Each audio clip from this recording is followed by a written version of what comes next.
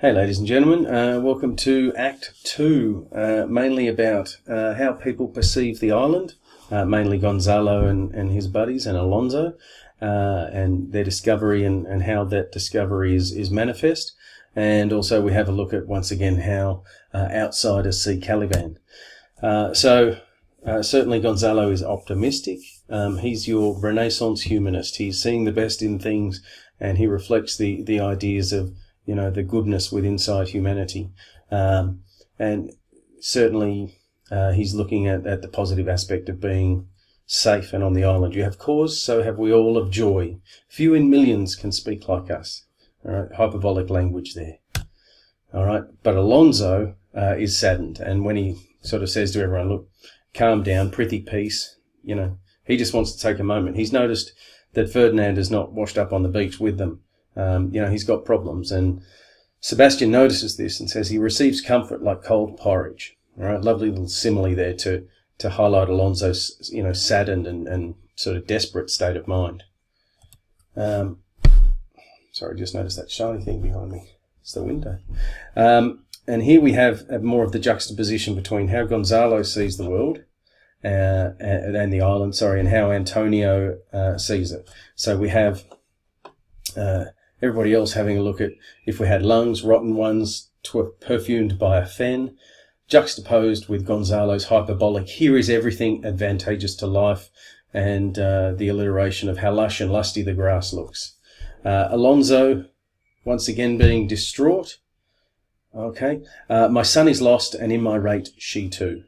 All right, so you've got my son is lost, the very high modality language, and there, the bottom quote there, what strange fish hath made his meal on thee? All right, the rhetorical question there, and he's questioning what's going on, and this really highlights how distraught he is. Alonso again, high modality language, no, he's gone, the repetition of no, okay, very simple. Gonzalo, once again, the Renaissance humanist, okay, and this relates to the idea that Montaigne had in his essay, riches, poverty, basically all of these things that are listed, accumulation, and he's suggesting how promising and how utopian this island can be. His discovery of the island is a place of beauty, a place of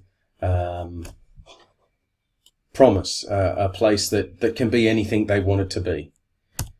Okay, and this comes on from Montaigne's essay on Cannibals, and similarly, this listing that he uses, which is this idea of, a utopian place and the idea of the noble savage. And, just because these people don't have the technology and scientific ideas that the white Europeans have, that doesn't mean that they're not cultured and they're not having a wonderful, excellent life.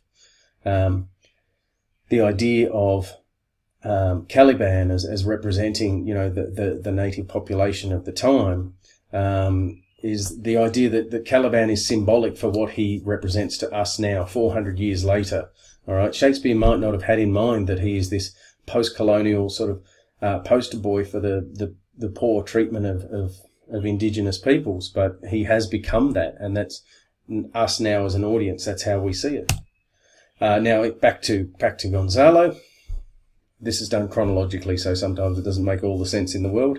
Gonzalo, once again, we have the accumulation, treason, felony, sword, pike, knife, gun. Okay, all abundance to feed my innocent people. So all abundance, that hyperbolic there, and to excel the golden age. Once again, he's relating this back to the Renaissance, this time of science and discovery.